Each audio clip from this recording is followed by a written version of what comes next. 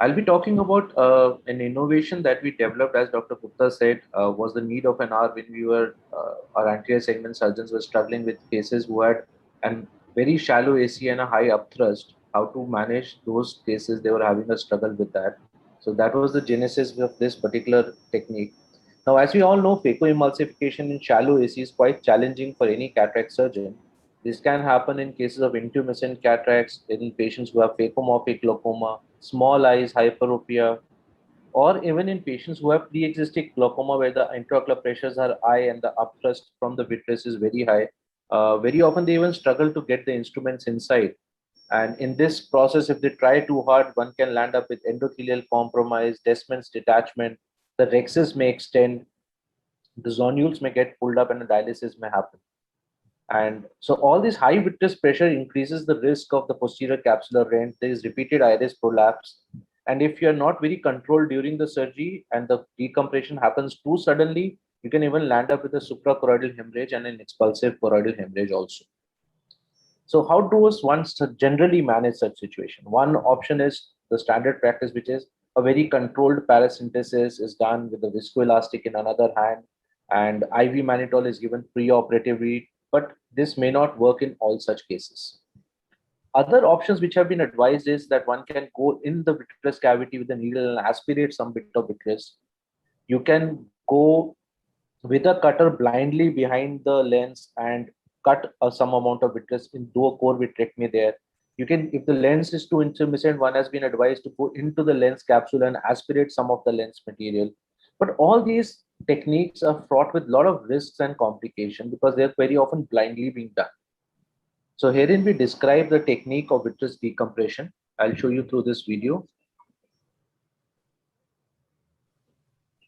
So this is a patient who had phacomorphic glaucoma. It was an old lady and a phacomorphic glaucoma. The chamber was hardly there. So as the first step of the surgery, we put in a trocar cannula infratemporally about 3.5 millimeter posterior to the limbus. It's a non-valved 23 gauge trocar cannula system. And since it's an old patient, the vitreous starts to flow out from this opening. And on a high cut rate, we just cut this vitreous. There's very low vacuum. We are not causing any traction on the vitreous. We are just cutting that vitreous which is egressing out of the trocar.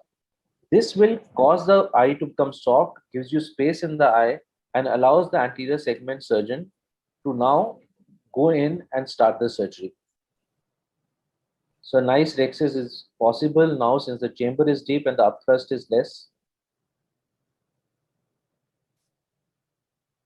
The lens is quite thick and the cataract surgery is now started and the nucleus is getting emulsified.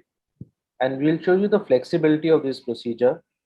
What happens now intraoperatively, again the pressure starts to build up. The surgeon is trying to put in the instrument again there's an upthrust. You can see the iris again blocking the wound there. It is starting to prolapse out. No worries, just go back to the same site which we had made earlier, remove the plug or the infusion, again do a little bit more vitrectomy, again the globe becomes soft. You go back in, put in more viscoelastic, deepen the AC, and you are safely able to maneuver the surgery now.